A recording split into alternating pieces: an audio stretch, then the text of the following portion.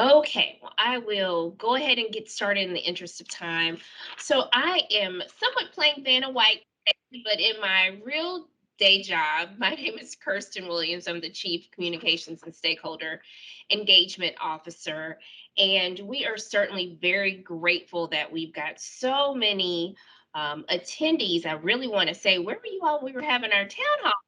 But no, that's a joke and aside. But we're so thankful that you could be with us today. We are certainly here to talk about a topic that's near and dear to my heart and clearly, all of yours, which is our assistance programs, notably for occupants within our multifamily properties. So, in this example, multifamily is condos and apartment buildings, small and large. So, as I hope you know, back in about March of 2020, when the district went on lockdown, gosh, I know if you're like me, we are all thinking the pandemic was just going to be a short amount of time. But unfortunately, here we are, still thinking about that. But back during that era in March when the pandemic was happening, DC Water took some immediate steps to help our residents. And an example of our multifamily assistance program, we were even about how we could not just help our customers and our neighbors, but who was really impacted by the pandemic. So we immediately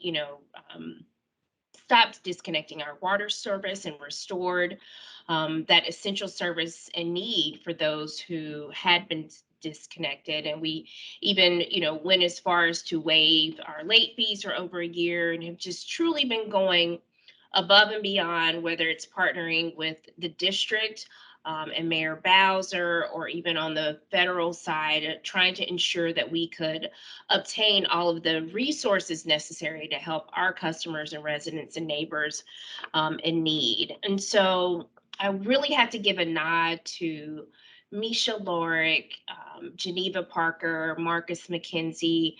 They have taken it upon themselves to really step up during this time to make sure we could find creative ways to solve the needs of our customers during this period. And this brainchild of our multifamily assistance program is really a testament to how much they care, and we're really trying to be creative about that.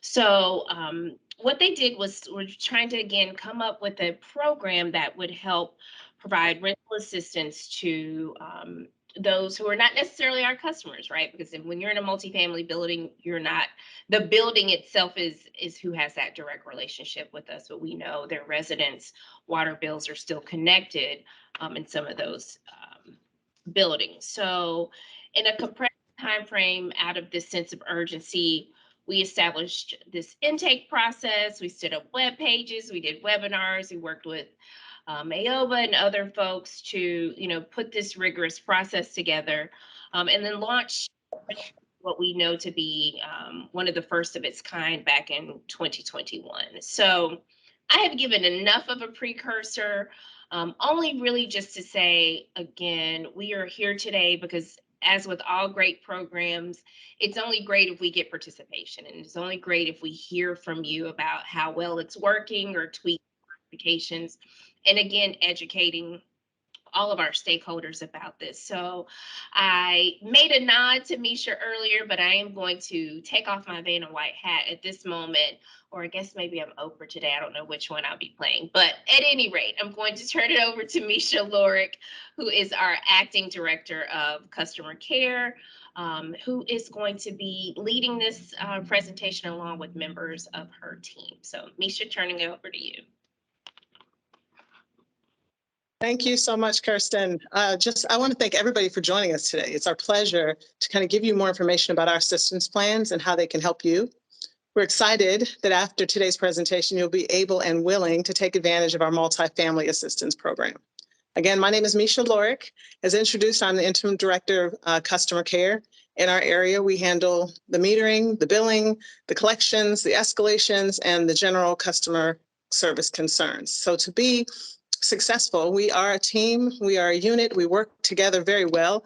And I will give the introduction to this presentation, but the collection manager and the collection escalation manager, Geneva Parker, will share the intricacies of the program and how it's going to benefit you directly. So next slide, please.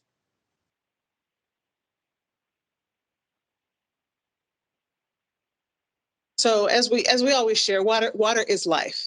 DC Water's vision is to be known for superior service, ingenuity, and stewardship, and advocate for health, the well-being of our diverse workforce and community. DC Water's mission is to exceed expectations by providing high-quality water service in a safe, environmentally friendly, and efficient manner. Next slide. So to do that, we're not for profit. So to get all of that done, we're not making a profit on what we do, but we are using ratepayer funding to cover our capital and operating expenses. There are no profits, there are no shareholders. DC Water appreciates every federal and district dollar provided, but those dollars sometimes don't go far enough. And when the customer's bills go unpaid, DC Water cannot maintain financial viability and meet all the requirements. So one of the things we did during this pandemic time, as Kirsten mentioned, we came up with some creative ways to kind of help the customers so that all ratepayers won't be fully affected when people can't pay. The next slide, please.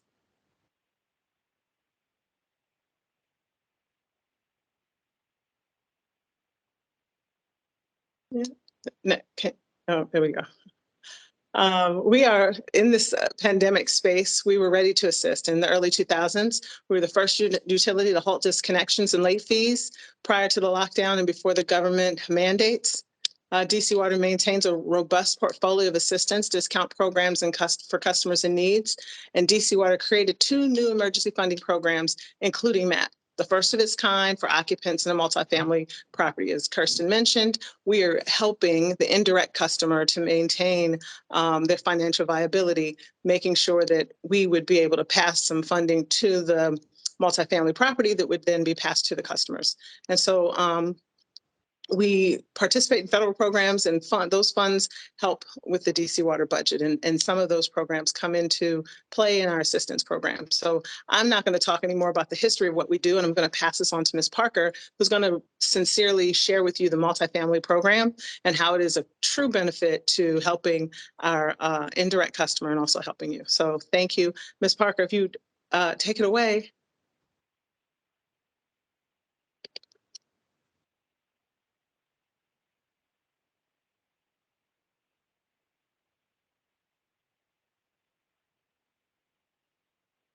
You may be on mute.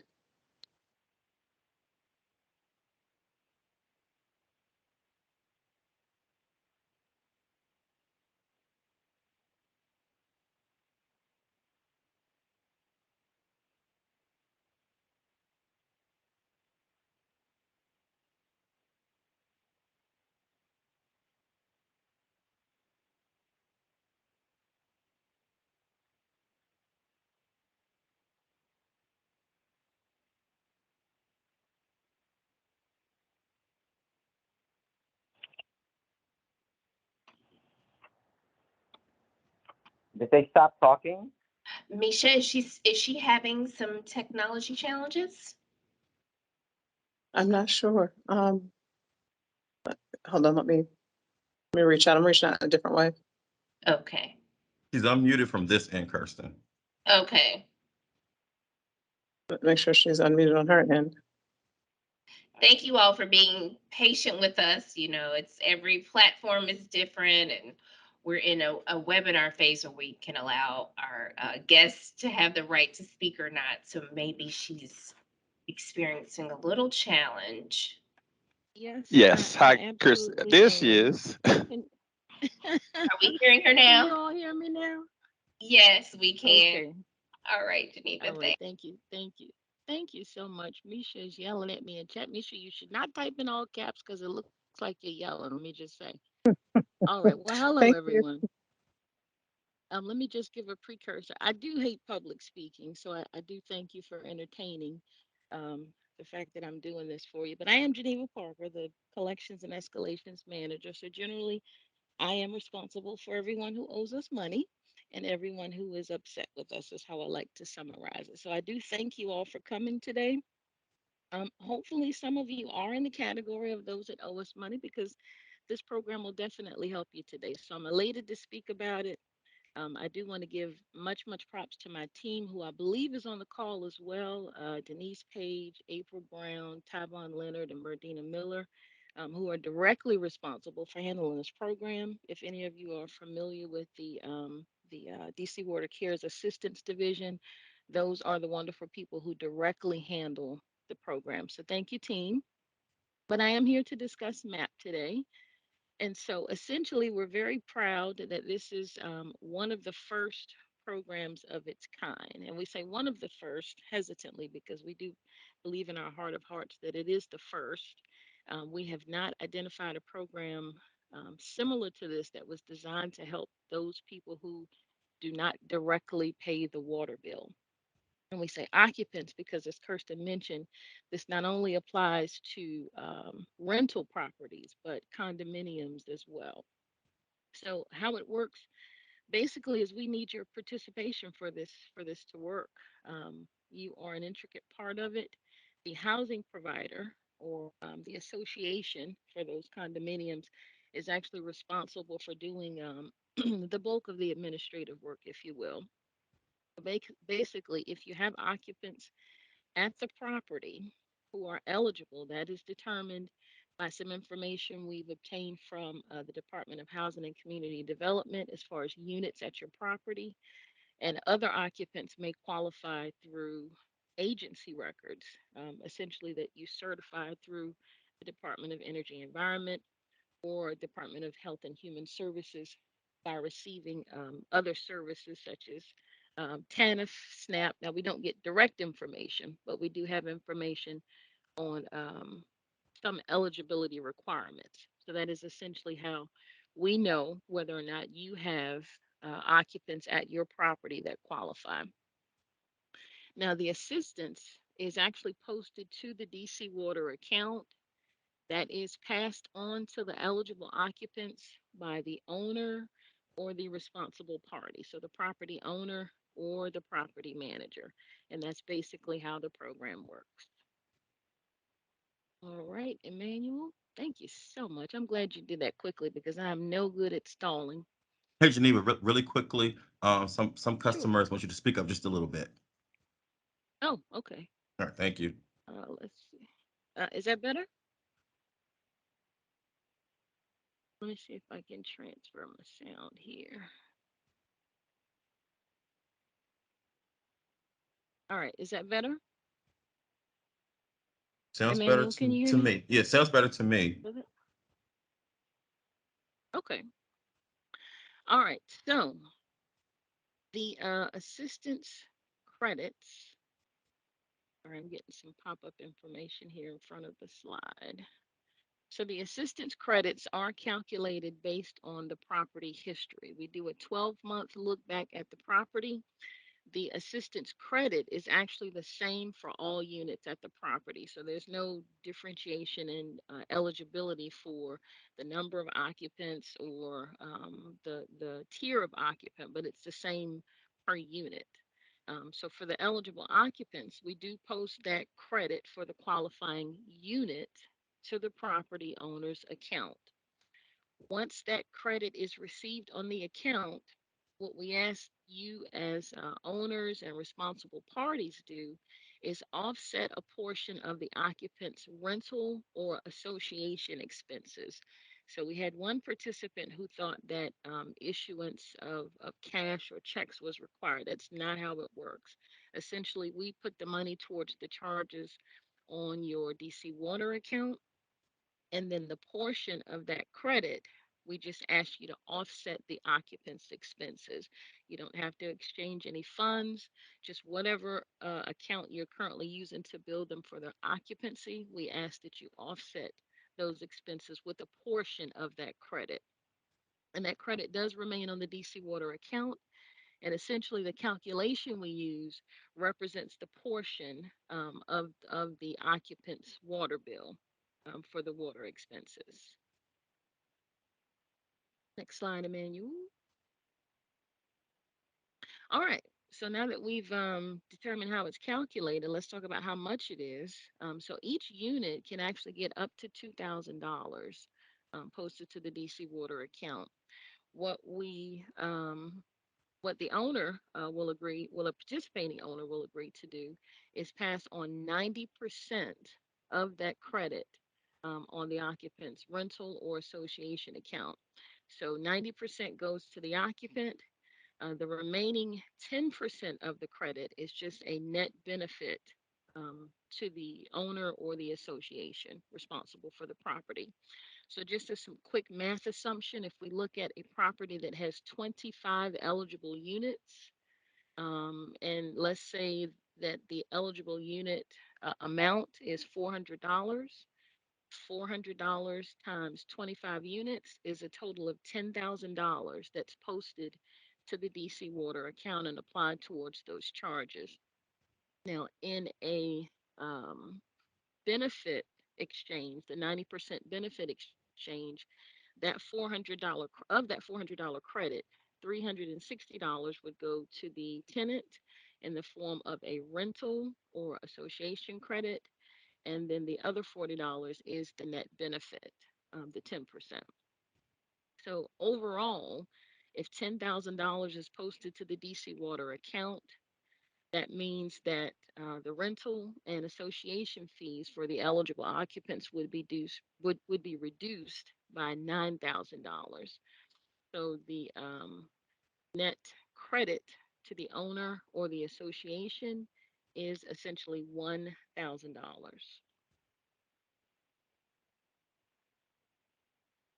Right now, I know that was a lot of information, but I can tell you from having participated directly in um, handling this program, building the program from the ground up. It is quick and easy to apply. It takes minutes. You can absolutely get more information about the program at dcwater.com/MAP, MAP. That's for Multifamily Assistance Program. And we've also included the link if you'd like to go directly there now and apply. You just simply enter your address and account number. There's a quick validation process to ensure that we do have the right information for the right customer. You confirm your ownership, provide some quick information about the tenants, give us a few bits of information about the property, accept the terms and conditions, and you're all done. We get it in our database. The team that I mentioned earlier takes a look at it, gets your application approved, or contacts you if they need any additional information, and you are well on your way to receiving those credits. All right. Now, we don't like to make any assumptions about why you may or may not be participating, but this lovely team has thought through some scenarios of why you should participate. So we do know that it's good for the occupant. Again, as I mentioned on several occasions, this reduces their rental or their association fees by their portion of what we've calculated as the water expenses. This will provide relief to some occupants who have definitely been in need of it, particularly during the pandemic time. And it does promote the relationship between the occupants and property management, just a show of good faith. It is good business. So, as owners and associations, it does show your interest in ensuring that your occupants are do receive the available assistance that they need. Additionally, though, it does maintain occupancy. If someone's able to pay their rent, we assume they're able to stay. This does also quickly reduce the charges on the water account. Again, those credits are posted as sometimes as soon as the day of. It does help to keep the DC Water account in good standing because we do post those credits directly to the account. This is DC Water funded, so we don't have to wait on those funds to come from an external agency. And ultimately, it does net an expense credit for the account owner. Finally, it's good for the greater good. 1/4 of the DC population actually lives below the poverty line. So, assistance programs such as this one do actually meet an ethical imperative that we're happy to assist with here at DC Water. And essentially, everyone wins when we can collect the revenue that we need to make sure that water services are running, water mains are repaired, meters are replaced. It promotes goodwill among the community, and as long as you all continue to participate in these programs, we're able to demonstrate that there's a need for these programs. That includes federal funding as well as agency funding through DC Water. Next slide, Emmanuel. All right, so we've talked about the MAP program.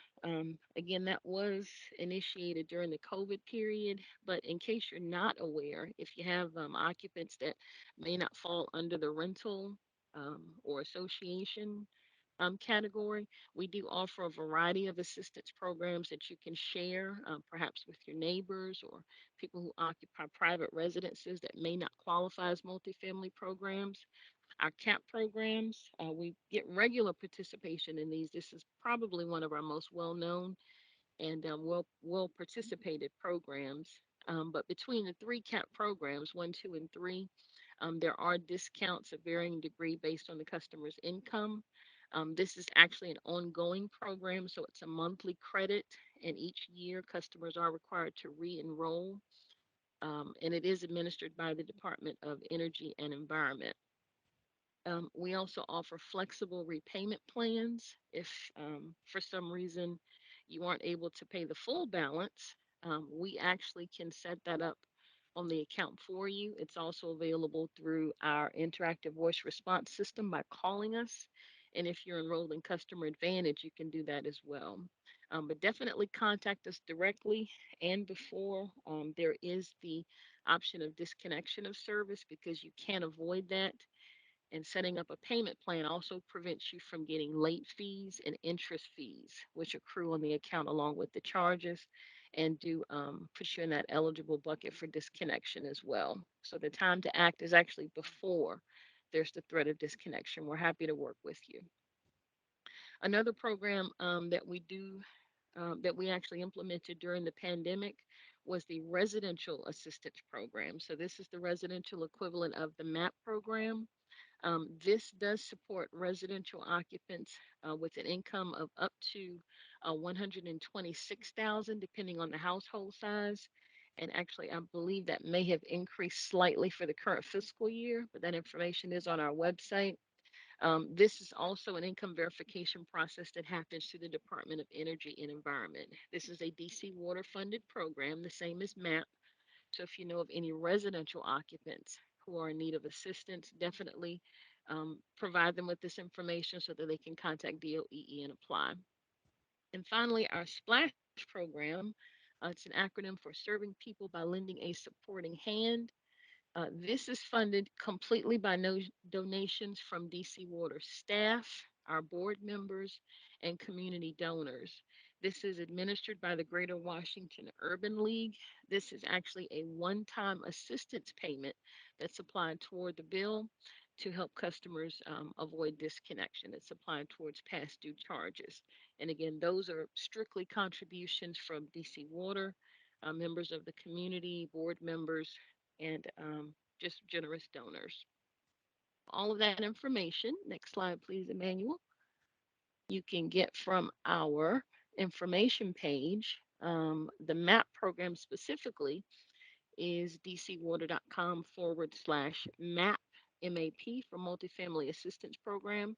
If you want information on all of our assistance program, you can go to dcwater.com/CAP, CAP for Customer Assistance Program. If you want to, I'm sorry, it's also dcwater.com/cares. They all get you to the same information. Feel free to call us at 202-354-3600. That is our customer contact center. Or you can email us at cares@dcwater.com. And we do monitor that mailbox regularly, so responses are very quickly from that department. In addition, if you know someone who wants to apply, do please contact the District Department of Energy and Environment. You can visit their website at doee.dc.gov/UDP. That's the Utility Discount Program. They can be contacted by phone at 202-350-9649 or email at cryac.residential@dc.gov. So I believe that's the last slide, right, Emmanuel? That pretty much concludes That's all it. of the information about our assistance programs and MAP. I will turn it back over to our partners at the Office of Marketing and Communication to ask you some questions.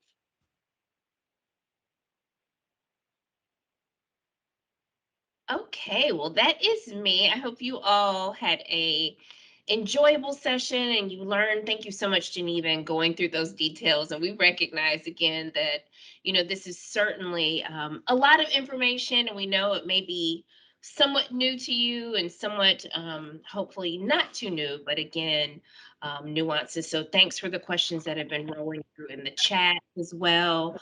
So I do want to get our Q&A started with just a few questions to help stimulate some of this discussion. So the first, do we have are any of the participants on on our webinar actually enrolled in this program? If you are, I'd love to see a raised hand. Um, just so we can get an idea of how many, folks we have participating. Um,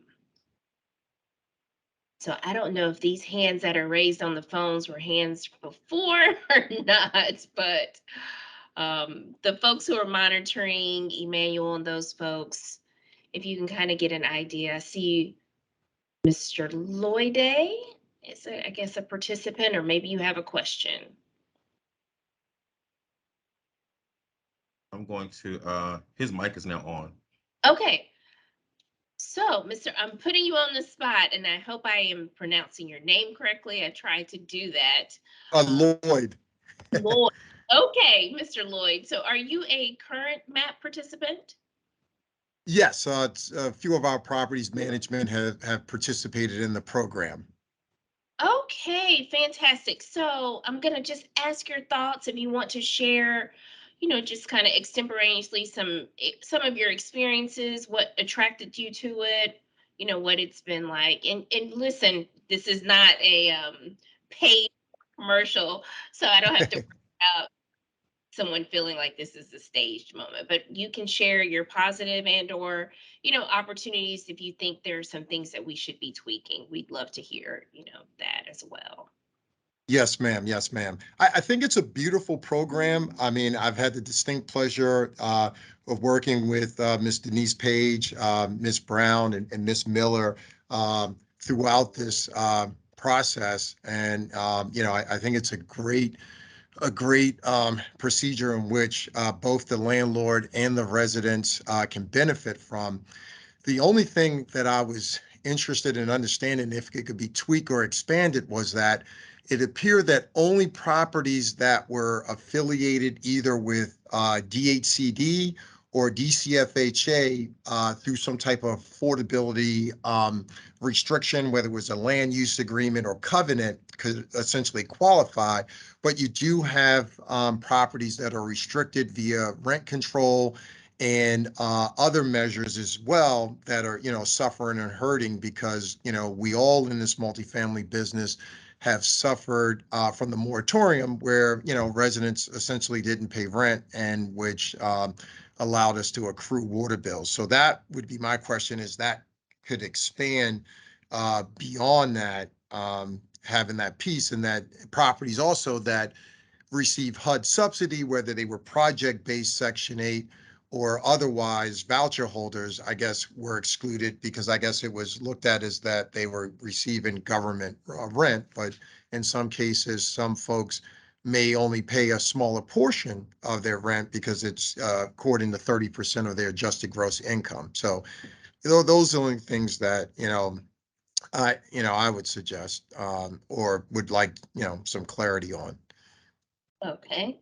Well, I see Miss Parker is back on, so I am assuming that was her cue to tell me I'll take that question. So, You know, Yes, ma'am. I love this program, and thank you for your participation, sir, and your feedback. That's awesome to hear. Because we built this program from the ground up, we're very close to it, Kristen. So we, I'm sorry, Kristen. So we take lots of pride in it. But to answer the gist of your question, we've actually built the database so that the majority of anything that's multifamily is included. There are very limited circumstances where a property cannot participate in the program due to restrictions that may be around the unit or the occupant. And the only one I can think of immediately is if the rent is 100% subsidized. So if that Okay. occupant is paying any form of rent or rental expenses or association expenses, you are absolutely eligible to participate in the program.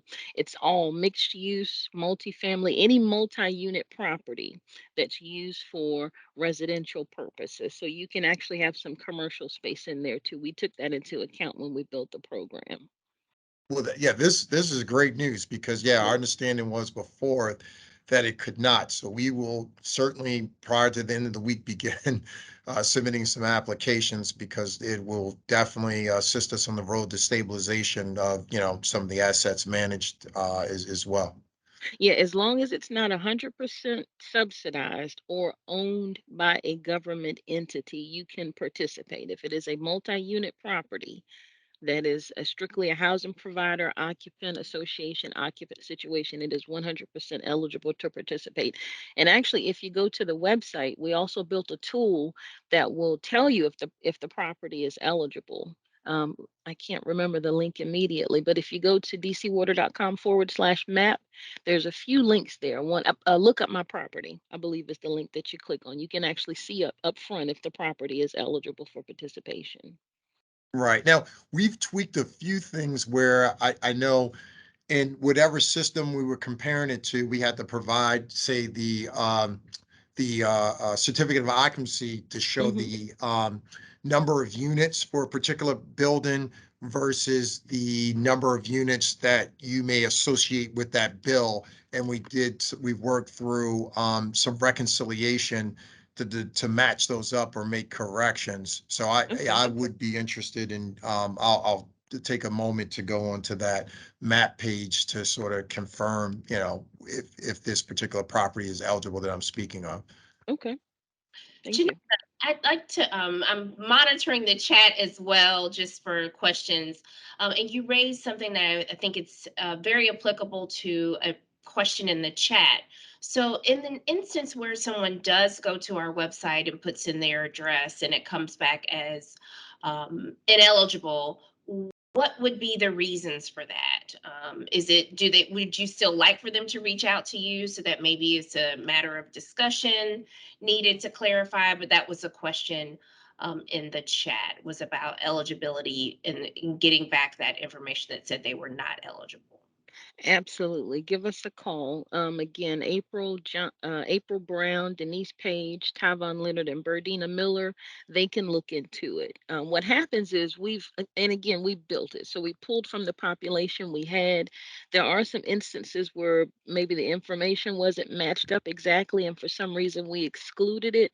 But we have had a few instances where properties did actually get pulled in and were eligible to participate that initially they were shown as not eligible. It's only happened 3 times, so but it has happened. So definitely give us a call so we can look into it. That's excellent. Okay, so I did want to raise the questions first in the chat as they're coming along, then we'll go to those that might have their hand raised. So I thought another great question that someone asked was whether or not the housing providers or landlords can actually apply on behalf of their tenants. So I don't know if Misha, if you, Marcus, or Geneva want to take that on, or if it's all you, Geneva. Sure, sure, I can take it. So you can't apply on behalf of the occupant. And the reason for that is because there's an eligibility requirement. So that occupant does have to certify through the Department of Energy Environment or be in one of the what we called categorically eligible criteria. And that is the affordable housing unit or having been received as one of the occupants or units as receiving some other form of benefit through the district. So the short answer is no. The provider can't apply on behalf of the occupant. There is some information that that occupant needs to provide for eligibility in those instances. Fantastic. So along those lines, the management can take advantage of. Another question that was raised was whether this available for common areas, or does it have to be, specifically for rental? Yeah, it is calculated based on the unit. When you say common areas, I automatically go to impervious area. I'm not sure if that's what we're referring to.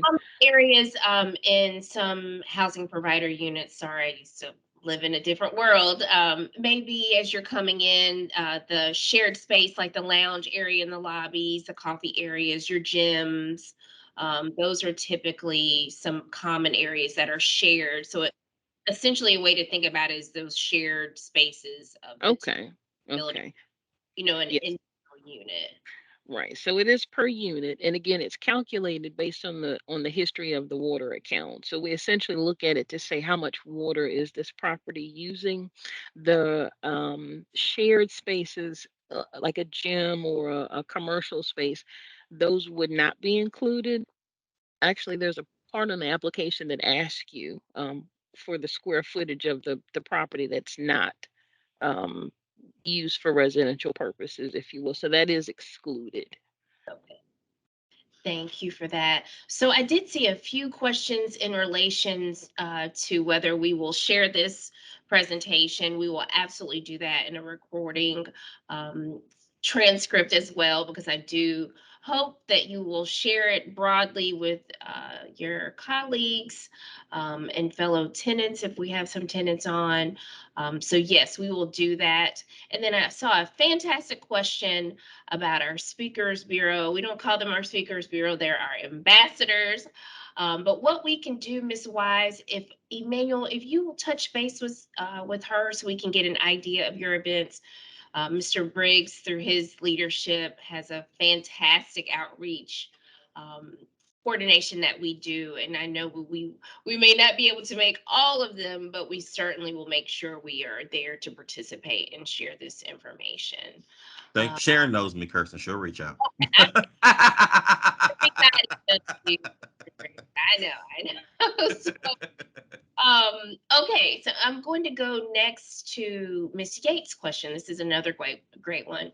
Um, are there any restrictions, Geneva, on whether if the landlord pays the water bill and they're multi-family units that are not necessarily separately metered or individually metered, would that still qualify for MAP? And then she also asked about RAP.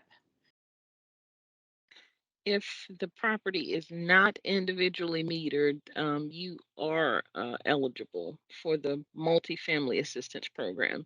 If they are individually metered, more than likely those properties could qualify for the residential assistance program, which is essentially the same eligibility criteria.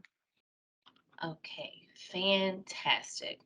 Uh, Keeping in mind though, Kirsten, that the tenant or the occupant does have to participate. They do actually have to apply. Okay, so that eligibility requirement still is there. So if you could repeat that again, the question was about, in this scenario, the landlord or housing provider is paying the water bill, but there are Mhm. multifamily units. They are not separately metered. The eligibility criteria again is what for MAP and then what for RAP. It's the exact same for both programs. And an easy way to explain it is our CAP 1 and 2 programs. It's up to, I believe it's up to $129,000 now for the current fiscal year, depending on the household size. But essentially, those criteria are determined by DOEE. So DC Water doesn't handle the eligibility process. Once the occupant meets the eligibility, they actually send us that information to say, hey, this person qualified. Okay, so Ms. McCrary, I know that you had your hand raised as well. I saw. Would you, Emmanuel, if you want to allow her to speak, because I see she had her hand raised and just put in the chat, Geneva, about individual. That she is in a building that's individually metered. Ms. McCrary is now unmuted. Okay, Hi, Miss McCurry.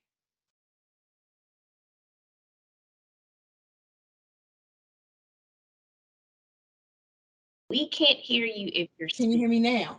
Yes, we can. Yes. Yes. Okay. So I'm just trying to see how we qualify. So our tenants are individually metered, and there's like one base um, sum for utility recovery, and then they get their Mm, monthly bill. okay. And Okay. even though we've been sending out numerous emails about them applying, a lot of them just don't apply. And I understand that the landlord cannot apply on their behalf. I do understand that. But with that lump sum, does the landlord qualify to get that money for them? Or is that a no too? You had a couple of questions in there. So I think the Okay. short answer is yes, you do qualify to get the money. But I believe what you're referring to is a sub-metered situation. So when we say individually metered, Yes. we mean individually metered and billed by DC Water. So the Gotcha. main meter is for the building. The sub meter, you may have a third party company that does the sub metering, or you somehow do it yourself, but we only send you one bill for the property. So Okay. the sub meters more than likely do not belong to DC Water in a Got you. multi-unit. Yeah. Okay. But you can still get the credit as long as the occupant qualifies. Yeah, you can still get the credit. Okay. Fantastic. Thank you. You're welcome. So I just want to carry out a theme. So I think the one theme I'm hearing is when in doubt, give us a call. We want to have that interpersonal, ability to have that one-on-one walk through the parameters of and aspects of your building. And then we can help, even if it's having your individual tenants contact us to, understand the aspects of the application and things of that nature. We're just here to help. And I know that Mhm. sounds cliche in a lot of instances, but this is sincerely one of those where it may not always be so clear whether or not you're eligible. But Geneva and her team is certainly here to assist. So, okay, I'm going to quickly try to go through some other questions that have come in. So, the next one, um, if the building is qualified, will the credit go towards the subsidies owed on rent from the tenant, or how does that allocation of the money operate?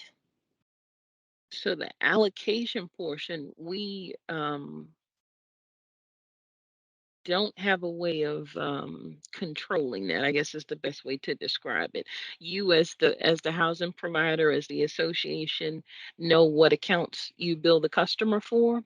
So if it's not rental expenses, it could be association expenses, it could be property fees, it could be penalties, property violation fees, whatever that occupant's expense is that you can reduce by that portion of the credit, is what you're agreeing to pass on essentially. I Okay, hope that answered the question. Mr. Curry, did that, or Mr. or Miss Curry, I'm sorry, was that response sufficient? Yes, it was for Okay, me. fantastic, fantastic. Thank you. Okay. And now I know it's Ms. Curry. So, Geneva, another quick question is, do DCHA Housing Choice Voucher Program participants qualify? Short answer, yes. Most occupants who receive some sort of benefit qualify.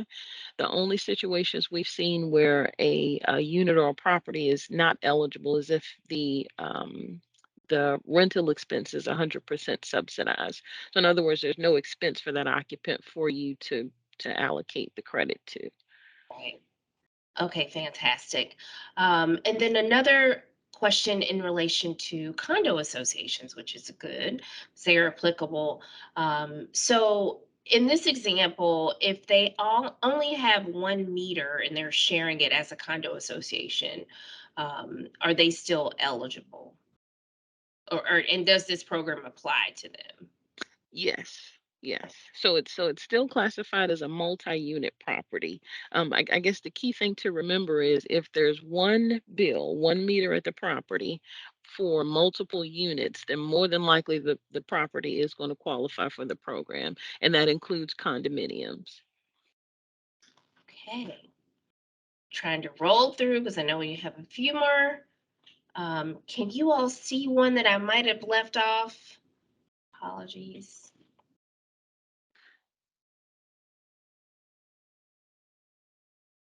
I Well, think. before I couldn't get off mute, now I can't go back on mute or turn my camera off. So I'm just going to sit here and smile with you, Kirsten. No worries. No worries. Okay, so let me do this in the interest of time because we certainly are we wrapping up at 3 or 3:30? Three Someone thirty.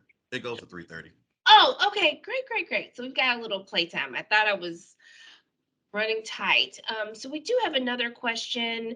This is in relation to maybe it's more feedback. So getting the tenants to apply, and we know that certainly a challenge, and we are really wanting to hear your thoughts. So in some instances, they may not have the capability to apply or even a willingness.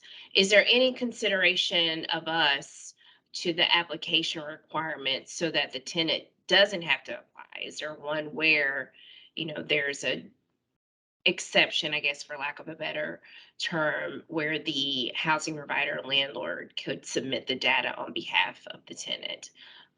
Again, the summary is if the goal is to assist the multifamily owners, is there a way that we can make it easier for the owner? That's a great question. I don't know who put that in there. It says customer. Great question, customer. So, Geneva, if you want to address that.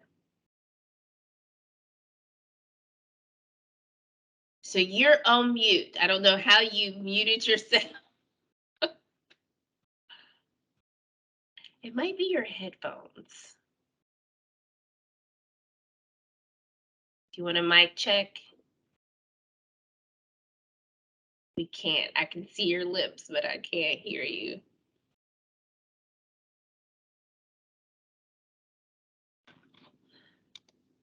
Okay, is there anyone else on the team that could potentially help in Marcus, Misha? So this is Marcus, Kirsten. Hi, Okay. everyone.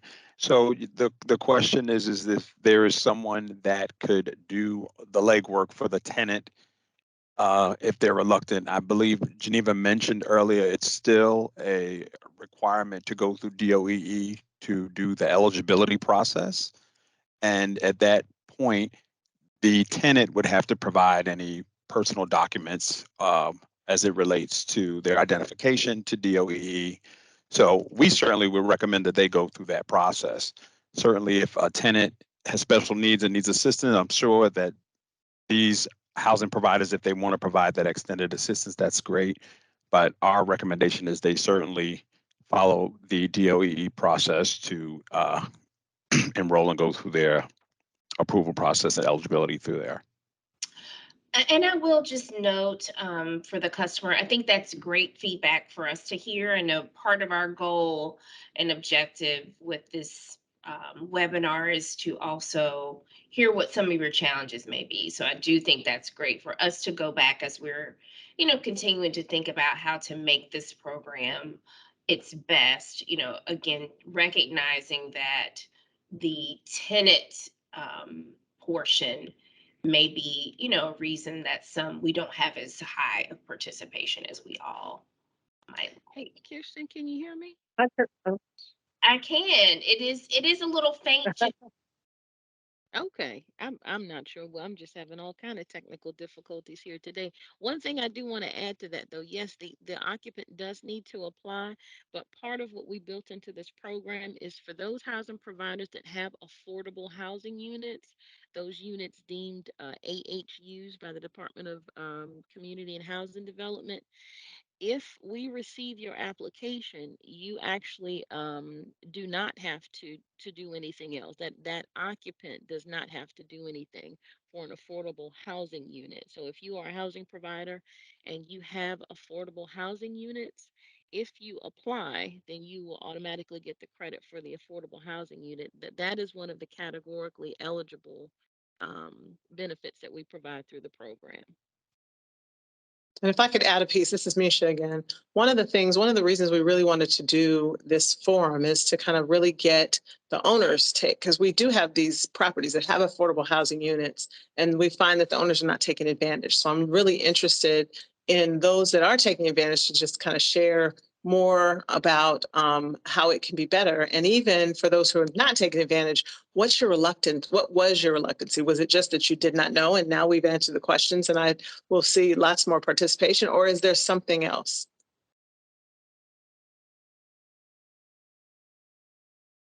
Um, for me personally, I mean, we've applied for one, and this is Mario Lloyd. We've applied for the ones that have all those affordability covenants, and it's worked for us. I think that on the resident side, I mean, there may have been some confusion, but we've been handling all the administrative work and pushing it through and applying it through the account. So for us, it was, I want to say, somewhat of a seamless process. So I can't say what the reluctance was. I mean, we had to gather documents and go back in some cases to confirm or provide evidence of that the property was actually affordable. But other than that, I think that was the only holdback, if that's considered a holdback, if you will, to participate. Thank That you. Yes, thank you so much, Mr. Lloyd. Are there any others who have actually participated and want to share their experience as well?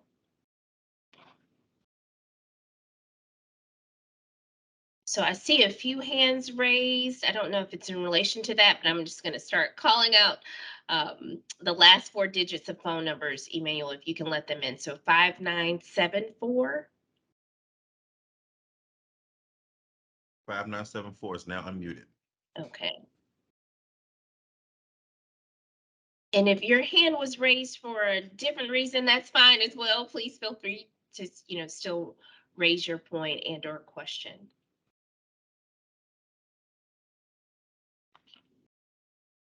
So the last four again was 5974.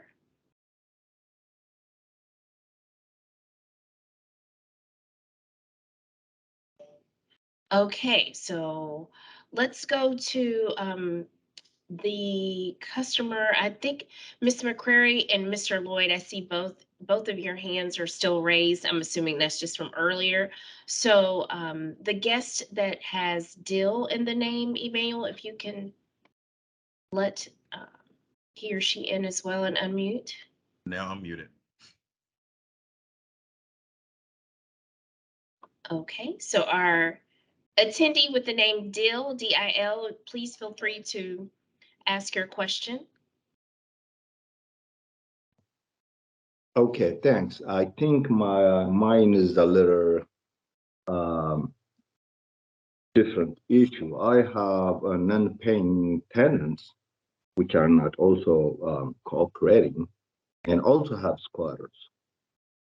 But the water bill is running like crazy. Am I eligible to apply for this program? And so how?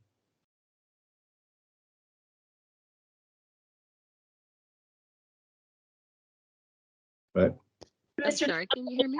Repeat your question. Oh, Geneva, you heard it. Okay, great. Sure. Yeah, it's what I heard is that you do have some non-paying occupants, but you also have occupants who you'd rather not be occupants at the property. I Right. think you described them as squatters. Okay. So you are eligible for the program if it's a multifamily property. But again, the key is you do have to participate as the housing provider, and then the occupant has to qualify as an eligible tenant. So if that person, squatter or otherwise, goes down to DOEE and applies for assistance, and they're able to produce the documentation they need to say that they're eligible for assistance at this property, they can in fact receive assistance for the unit. The problem is if you don't have that person listed as a tenant, as someone who should be at the property, you have no way of passing that allocation of the credit on to that tenant. So squatters in that instance would not be eligible because you're not able to pass on that 90% to them. Oh, I hope that makes sense. So you have to have an active rental or association account that you can actually allocate their portion of the credit to. If they're squatting, then I'm guessing you don't have them on the rent roll. yes, I don't have them on the rent roll, and also they're not cooperating. They're not cooperating.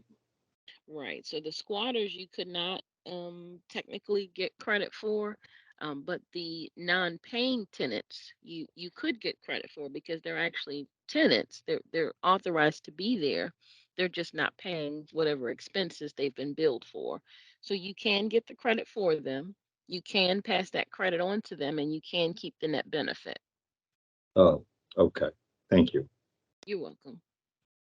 Okay, so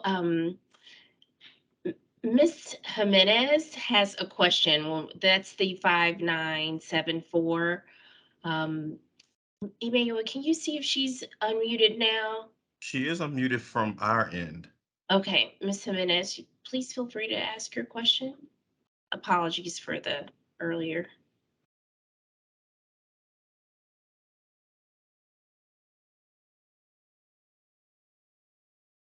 And that's the 594-5974. Yes. Yeah, it's shown unmuted from our end. Okay. Miss Jimenez, if you want to put your, since we're having some technological challenges, if you want to put your question in the chat, again, feel free. If you don't want to raise your question in this form, again, we will have our contact information available. So I'll go down to, excuse me, the last question about Ms. Coleman asked a great question in just asking for clarity again. So is the participation in MAP, is it going to reducing the overall water bill that the landlord has to pay, or is it just a credit? You know, how does that process work? Well, it's actually both. So if you have charges on the water account, the credit does reduce the overall balance that's due.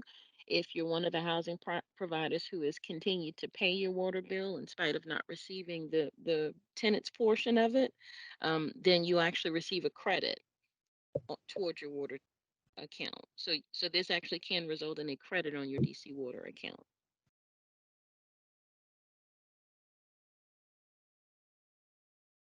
Okay, Geneva, thank you so much. The next hand that I see raised, I hope I'm pronouncing your name correctly.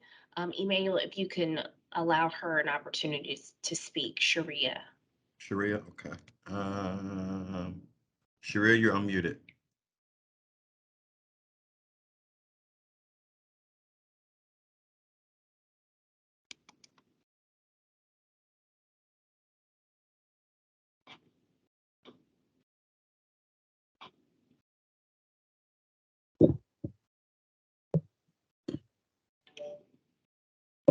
We cannot hear you, Sharia, if you're asking a question.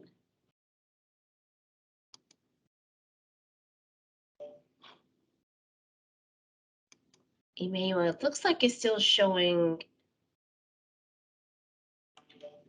They may have to unmute from their side. We're unmuted from our side.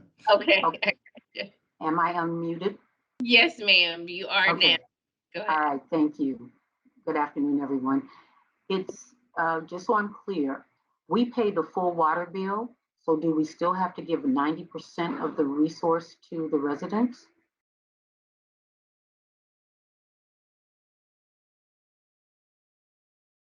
When you say hi, this is Geneva. Thanks for your question. When you say you pay the full water bill, are you referring to the DC water bill, or a third party bill, or I just need some clarity around that before I can answer that question for you. Right. So our residents only pay the electric and gas. We pay the Okay. water bill. Okay, so a portion of the water expense then is included in the occupant's rental charges. I'm presuming is how you all collect that for payment. No, we don't. Okay. Well, the good thing about the program is we calculate it based on the water account. So even though you're paying the full water bill, we've taken into account that you pay X number of dollars for this property, and we've divided that by the total number of units at the property. So we've essentially accounted for what portion of your water expense that unit is probably contributing. It's not an exact science, but it's the best we could do during the pandemic. And so that unit credit is what we're providing you as that unit's portion of the water expense. So even though you're paying the full water bill, we're saying here's a portion of what we've calculated using your water bill for this particular unit. So you do still get the credit, and you would still need to pass on 90% of that to the unit's rental expenses or whatever account you have for that particular unit. So I'm sorry. Short answer is yes. You do still have to pass on the 90% to the occupant. And just to be clear, is there going to be like cash or a check we're having to give them? No, ma'am. There's actually no cash or no exchange of funds required.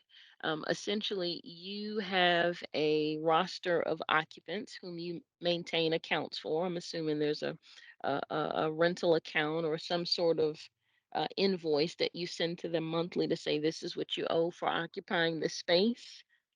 So that account, we're asking that you that you offset that account with the portion of the credit. So you don't actually have to exchange funds, but in your accounting, you'd want to show that you received X number of dollars from DC Water for this unit, and that X number of dollars at a rate of 90% was applied to this person's account. Okay, So it's so I can reduce their rent. exactly, it's just an accounting exchange. Okay, thank you. Hmm. So, Ms. Jimenez, I do see your question, and I'm so sorry to read what occurred at your property. And I think it would be best, Geneva, if someone from your team could share our contact information. She's a very specific scenario that will likely, need some individual one-on-one attention. So I didn't want to raise all of those points in Okay. the in this form. Sure. Reach out to us at cares@dcwater.com. We more than likely get back to you today. And if someone from the team could put that contact information in the chat, that would be fantastic. I think it was on the last page of the presentation too, but if we could do that just for everyone's purposes. So I do see a few other hand raises that I want to get to. So Emmanuel, the 3377, if we could unmute them. Again, the last four is 3377. 3377, okay. 3377 is unmuted. Okay, please ask your question.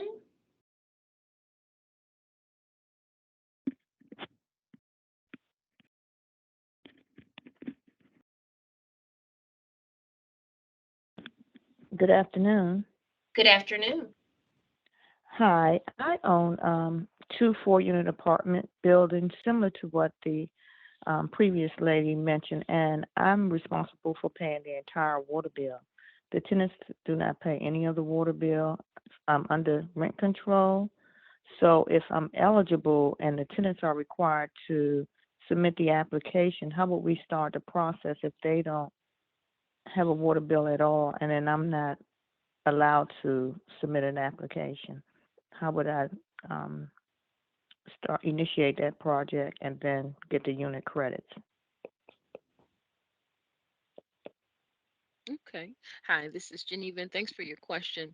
So, if you don't have affordable housing, if the units aren't affordable housing units, we can't give you direct credit for the units. You can still participate in the program, but in that case, you'd want to just encourage your occupants to apply for the program. They would need to go through DOEE and complete the verification process. So is there a telephone number where I can reach someone to discuss this or email? So I'm having sure, someone problems at with DC my Water. internet. I can see. Yes, that's fine. Yes, ma'am. You can reach out to us at 202 354 Mm-hmm. 3600. 354-3600. Okay, Yes, because ma'am. when I purchased the buildings back in 97 and 1990, I was told that the tenants Hmm. could not pay their own water bills. That's why the landlords, housing providers had to pay water bills. And I'm aware with these new condominiums and all, tenants are actually paying the water bills. Yeah, in some instances, there's a sub-metered situation. Now, DC Water still only has one meter at the property. So even if they're not Okay, individually metered, the key with this program is there's only one water account. So if correct. say if you haven't set the rent or if the rent isn't set by another agency as including a portion of the water expenses, this program is actually perfect for that because when you collect the rent, you essentially turn around and pay the expenses associated with the building, which includes the water bill. Correct. Well, thank you very Yes, much. And the ma'am. number is 202-354-3600.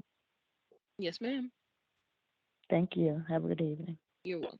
So You much too. for the question. Bye-bye. But I wanted just to make a distinction for the purposes of the webinar as we were talking about affordable housing units and that designation.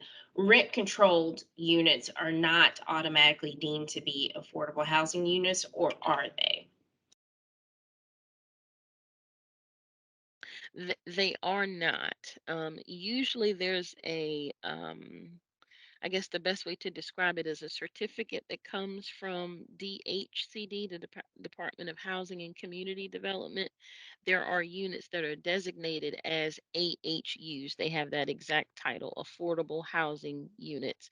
Now, there are other forms of low income units that are also designated by the Department of Housing and Community Development, and usually those qualify as well. Again, the only situation I've seen where they don't qualify is if the rent is 100% subsidized. So even though there's a different designation, that doesn't mean that the customer does not qualify. It's just that those that are deemed as AHUs, we already have those in our database based on the information provided by DHCD. Low income units, I believe block grant units was another thing that we saw during the course of the application process. They all can still qualify. The owner or the property managers may be required to provide a couple of more pieces of information. Fantastic. Thank you so much for that clarification. So I do see a few more hands. So Miss Israel, if you could bring her forward, Emmanuel. Mr. Israel is now unmuted.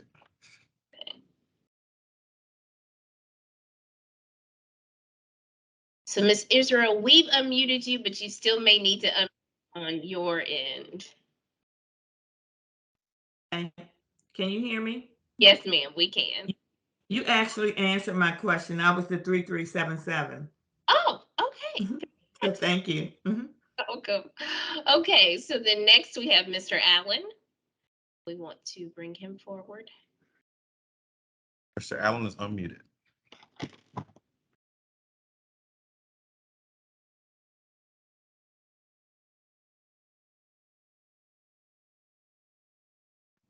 Hello? We can hear you, sir. Yes. Okay, thank you. I had a question. All of my tenants are housing choice voucher holders. Um, would I do the owner application and put their HAP contract in the file portion, or would they need to apply on their own?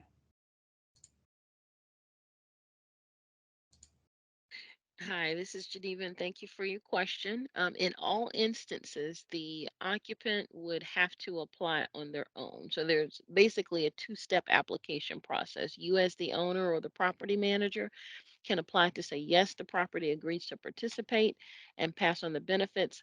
And then the tenant has to do their portion and saying, yes, I'd like to receive the assistance. Okay. And I just had a quick follow-up question. Let's say, all of my units are this way, but let's say only two of the four tenants in a particular building follow through and apply for themselves. Are they essentially going to get like a 1/4 share of the water bill, pretty much? That's a good question. Right. So the unit credit is based on the essentially the average water bill at the property. So the credit is calculated basically by looking back 12 months over the account history, grabbing an average of that, coming up with a calculation, which is currently a few times the benefit, and then dividing that by the total number of units at the property. So if your property credit is, say, $100, and then you have 4 units, it's 100 divided by 4, so you get $25 per unit. Now, nothing I don't think has been that low, but Right.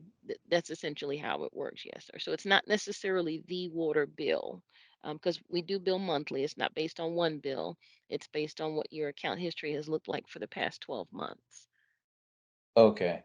And how long would that last? Would it last a year, a couple years, or just indefinitely, or The program or the benefit? So one-time benefit. the benefit? Oh, it's paid out once, or is it paid out like monthly?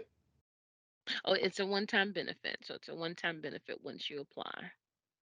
Okay, so the benefit is basically it's based off of like a year. So if there was $10,000 worth of charges over the course of the year, and there's four tenants, if that tenant applies, then maybe they would get 2,500 or something like that.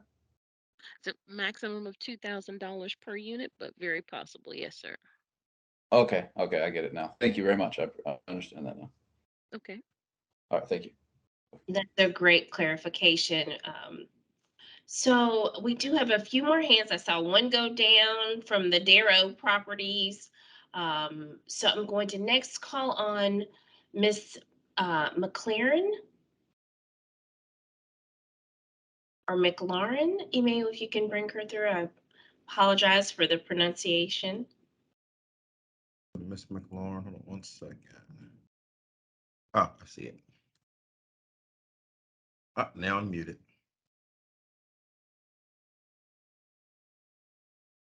So Miss McLaurin, we've unmuted you, but you still have to unmute on your end if you are perfect. Now we see you. Okay, do you hear me now? Yes, ma'am. Okay. So my question is for the condo association.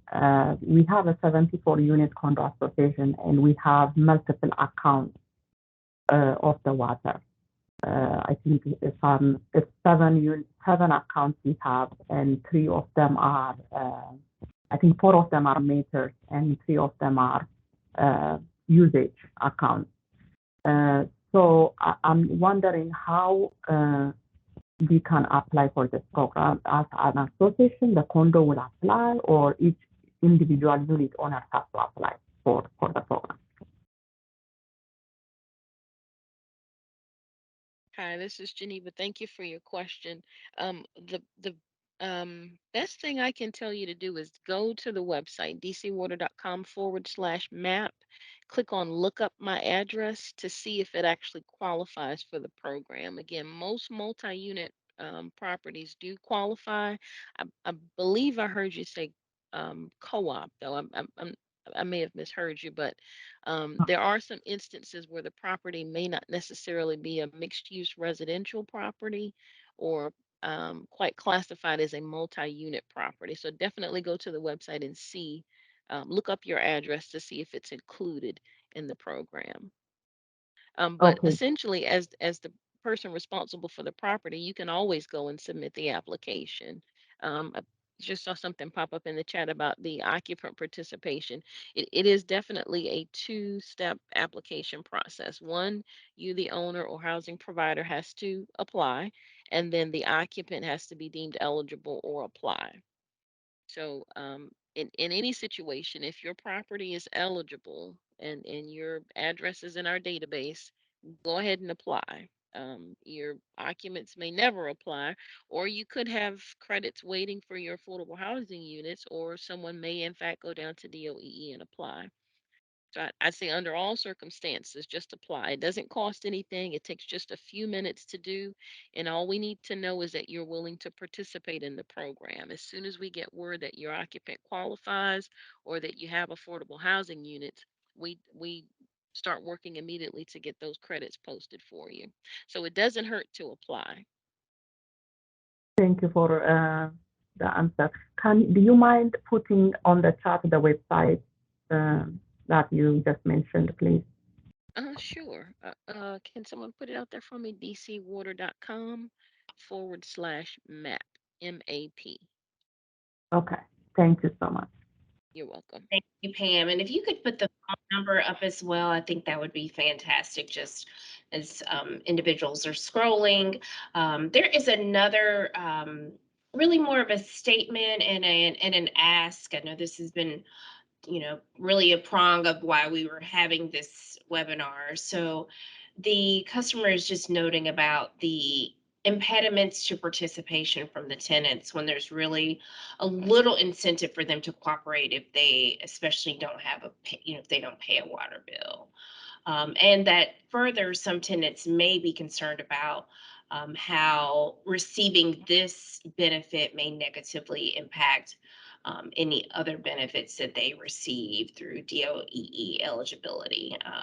So we will certainly, as again, Misha Lorig is the acting director, all of this information will be compiled as we're thinking about, moving forward with the program, how it can be tweaked, modified, et cetera. All of this is great information for us to have. So thank you for putting that feedback in. So I think we have two other questions. I know we're running close to the end time. So we have Mr. Wordy. Emmanuel, if you can bring him in, and then next we could go straight to the Darrow property. So those will be our last two questions. Mr. Word is now unmuted. Good afternoon, and thank you for this program. I understand it's fluid and modifications will be made in the future. I'm hoping that one of them will be more options for our occupants to apply, because this kind of brings me back to my Stay DC experience, where tenants are not prioritizing their part because they get to live for free. So I'm hoping that there are other options other than going down to DOEE, unless I'm misunderstanding what that really means. But I keep hearing, the occupant, all they have to do is go down to DOEE. I'm assuming that's a physical place. I'm hoping there's a phone number they can call, there's a website, there's other ways to get them engaged and signed up to this program, because if not, it's going to be really challenging for me and my peers or colleagues. So that's it. But other than that, I love the program. I look forward to participating on my end. But how do we bridge the gap between our occupants and the program itself? So can I share some information? So Mr. Wardy, thank you so much for your comments. It is engaging with DOEE is simple. They do have online applications. They do have phone numbers you can call, and the online application is probably the most simple. And then they would diagnose the eligibility and then let us know. But I also wanted to just share in this forum that we have where the program was going to be a one-time, a 1 year relative to specifically the pandemic. We have been approved by our board to extend it into our fiscal year 23. So we will be offering it until as long as funds are still available. And we're also making it, offering more incentives for the owner. So instead of passing that 90% to the tenant, you'd only have to pass 80%, and then 20% would stay on your water bill or in the owner's portion of the distribution. So we did hear that that was one of the things that made a better incentive. We've also changed some calculation pieces so that the incentive would be a little larger. So we want to make sure that we are helping the customers that directly engage us, which is you, but we also want to still pass some funding onto that indirect customer. So thank you all for who are participating right now, and all of you who I know are applying as we speak. Thank you so much, because we look forward to making sure that we get this funds to you instead of on our books. So one more comment, and I appreciate the color on this. I'm just thinking about some of my occupants who are mostly voucher holders.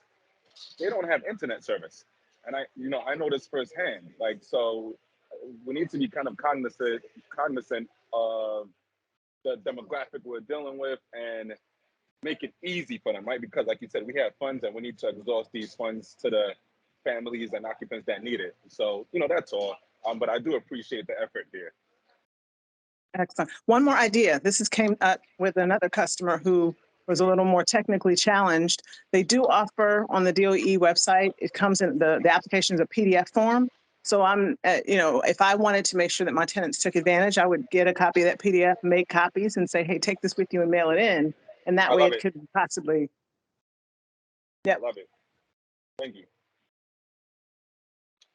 That's a great example, and thank you, Misha, for that. If we always want to make sure we're thinking about our customers equitably. I know we have some of our more senior residents, right, and then you have millennial tenants who I'm do okay. Thank you. fingers on their phone. So we certainly want that feedback so we can even think through how to make this most efficient and effective for your tenants who need to apply. So thank you for that insight, and Misha for the example of how to just print it off. There's nothing, preventing you from printing and handing them that application, and maybe even assisting with the dropping it off. I know we are always prone to using acronyms, but DOEE is the District Department of Energy and the Environment. And because we don't have income information and all of the other eligibility information that is needed to be a recipient of these programs, we partner with the District Department of Energy and the Environment. So DOE, so that gives you that acronym. So we're going to close off with the Darrow question, and then I'm going to turn it over to you, Misha, to close us out. All right, this customer is now muted. So you may have to unmute on your end, but you're unmuted for us.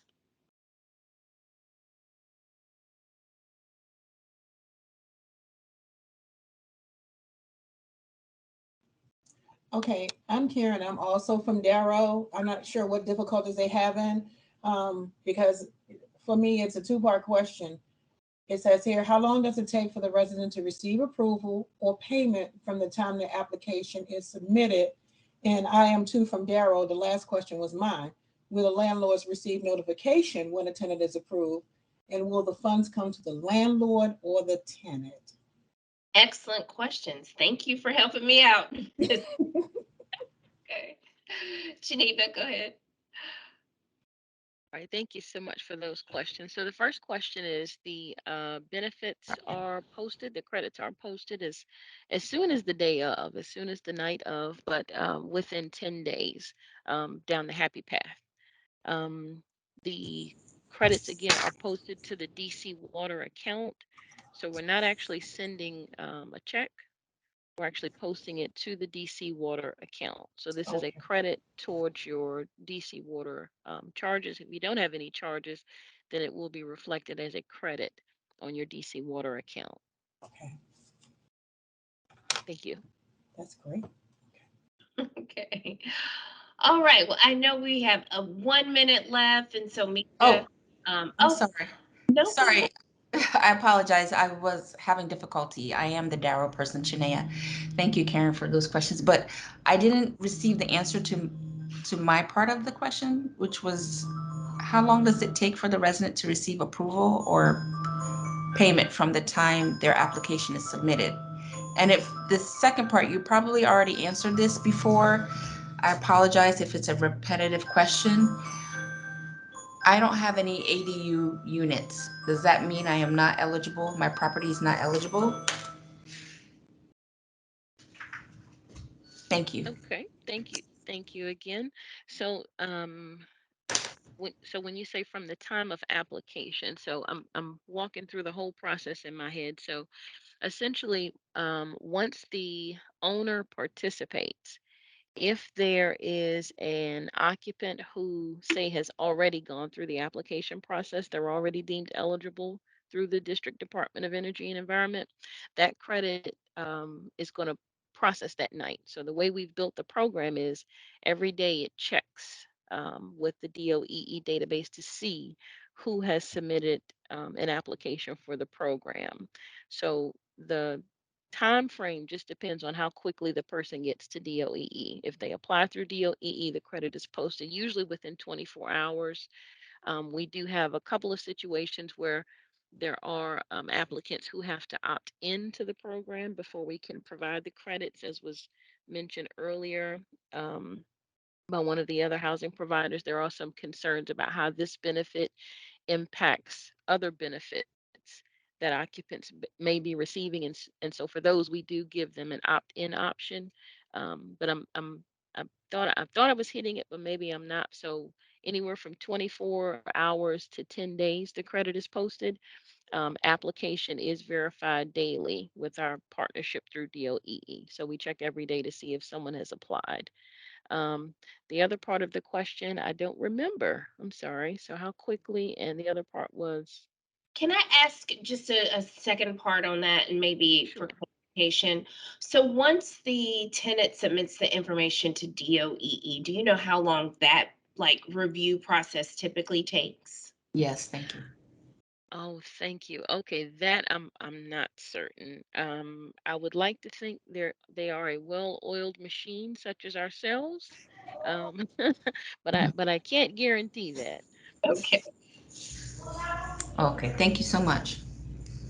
You're welcome. And I'm sorry, there was a second part Oh, that I what just the don't other part remember. is, thank you so much for reminding me. Since we are not part of we don't have any ADUs, can we still Oh, apply? okay.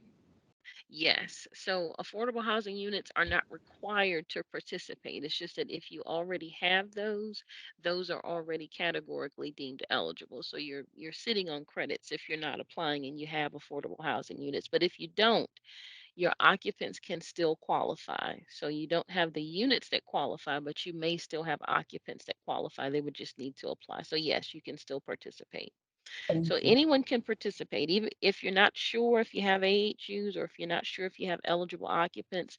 The thing you should do is just go to the website and apply. You may get credits, you may not, but applying does not cost you anything. So just label yourself as participating and let us take care of the rest. Okay, and that website is dcwater.com/MAP. Yes, ma'am, you've got it. All right. Thank you so much. Okay, well, I am going to now turn it over to our Director of Customer Care, Misha Lork, to close us out. I just, again, want to thank you all for participating. Has been a fantastic dialogue, which is exactly what we were looking for. Misha, we'll turn it over to you and then close us out. I just want to say thank you. I don't have a whole lot more to say. We have satisfied my personal goal to kind of get some insight into what would make this more enticing for you to participate. I hear nothing but positivity that right now you guys are going to go away and tell your tenants and apply for yourselves, and that we should be able to see an increase in the money that we have for next year. I feel that we're going to be able to use it up. So I'm excited that we had the opportunity to come before you. I'm hoping that you were able to learn a lot and have better confidence and more security in what we're offering to you and how it's going to benefit you. So thank you so much. You guys have a great day. Thank you. No, thank you. Once again, the DC Water website is dcwater.com/map. The telephone number is 202-354-3750. And you can always email us at cares@dcwater.com. Thanks again.